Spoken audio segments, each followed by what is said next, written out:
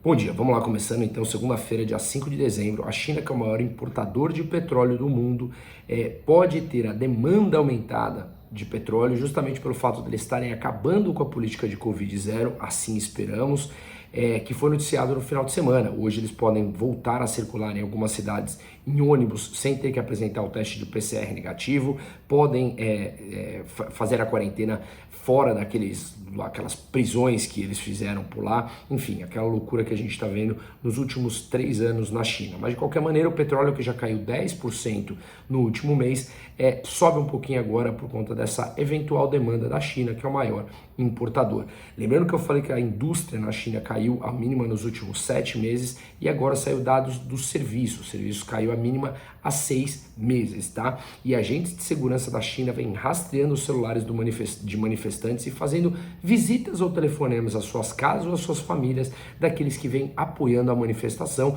Esta manifestação que já há quem diga que são as maiores desde 1989, quando terminou lá na crise da paz celestial, ou seja, a maior manifestação pública nos últimos 30 anos. Esperemos que assim continue pelos chineses, tá? Bom, além disso, os 27 países da União Europeia, integrantes do G7 e a Austrália, firmaram um acordo no final de semana, na sexta-feira, melhor dizendo, para impor um preço teto ao petróleo russo de $60, 5% sempre abaixo do que está no mercado, mais ou menos 5%. Hoje estaria $67 o barril do petróleo russo, e eles imporiam esse preço teto de $60, dando até 45 dias para se ajustar para quem comprou o petróleo antes do dia 5, que é hoje que começa a valer essa regra. Então quem comprou antes tem até 19 de janeiro para vender a preço de mercado, e a partir daí só com $60. E quem compra a partir de hoje já valendo esse preço teto. Agora, o mais engraçado é que nunca na história econômica funcionou preço teto em nada. E mais, dessa vez é a Europa, que mais precisa de energia, que está impondo preço teto a um dos maiores exportadores de petróleo do mundo.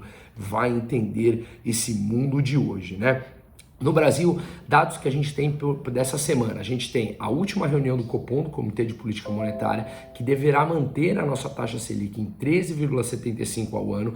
Antes já havia expectativa de que essa taxa de juros começasse a cair no começo do ano, e agora o mercado precifica, só olhar as curvas de juros futuro, que a taxa de juros pode subir por conta das irresponsabilidades fiscais desse governo que nem começou, mas já vem fazendo discursos extremamente populistas, lembrando de todos os dados positivos da economia que eu falei na semana passada, que saíram dessa gestão: diminuição da dívida pública, desemprego caindo na mínima em 1 ano, enfim, tudo isso que a gente já vem falando ao longo do tempo.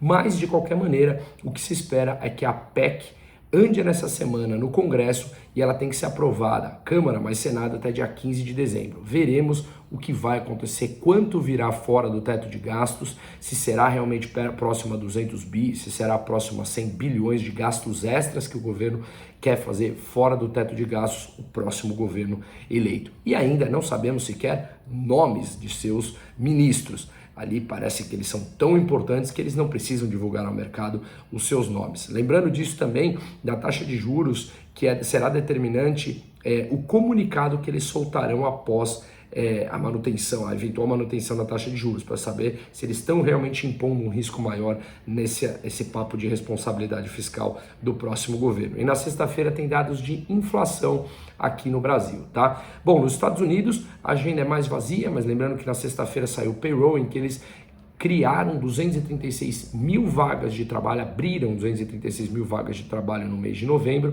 acima do que o mercado projetava de 200 mil, mas foi a menor abertura desde abril de 2021, tá? E a Suíça, eu até postei lá no meu Instagram, falando que quer banir os carros elétricos. Veja que 60% da energia da Suíça é produzida por hidrelétrica, 30% por nuclear e o resto de fósseis.